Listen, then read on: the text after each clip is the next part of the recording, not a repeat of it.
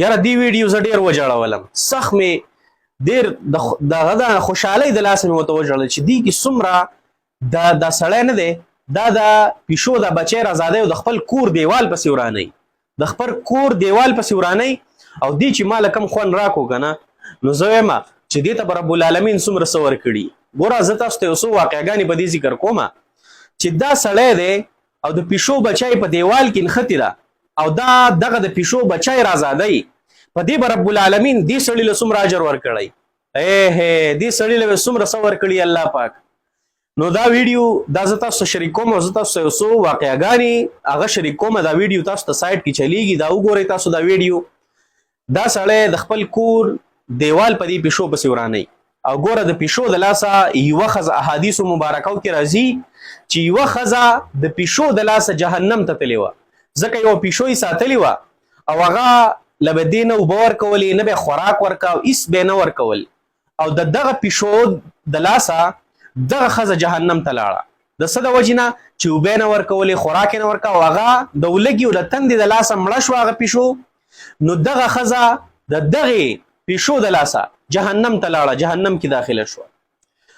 نو دا سړی دی چې د پیشو ژوند یې بچ کو او پیشو پسې د خپل کور دیوال وران کو، نو ته ووایه چې رب العالمین به دې سړي له څه ورکوي، الله پاک به دې سړي له څه ورکوي. او بل یو حدیثو مبارکو کې راځي چې یو کس سپی ولیدو چې سپی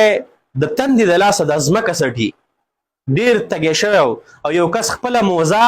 دا راوویسته او په دغه موزه کې دغه سپي ته اوبه ورکړلې، سپي ته اوبه ورکړلې او دغه سپی سیراب کو، د الله په مخلوق رحم وکړو، الله پاک د دغې په بدله کې هغه ته جنت الفردوس ورکو. د څه د وجې نه چې د رب العالمین په مخلوق باندې رحم وکړو. نو ګوره که موږ او تاسو ځناور ساتو، پیشو ساتو، طوطي ساتو، خارو ساتو یا بل څه شي ساتو، خو د هغې به پوره خیال ساتي، څنګه چې د خپل بچي خیال ساتي، څنګه چې خپل بچی ولږي او تندې له نه ورکې، دغسې به دا مرغۍ دا ځناور دا به ته دا ولږي تندې له نه ورکې. نو رب العالمین به په تا باندې رحم کوي. او ځناور ساتل دا په دې کې علماو اختلاف دی، بعضو جایز دي بعضو جایز نه دي، خو صحیح خبره دا ده چې ځناور ساتلی شي خو چې خیال یې ساتي، کیری کې د هغې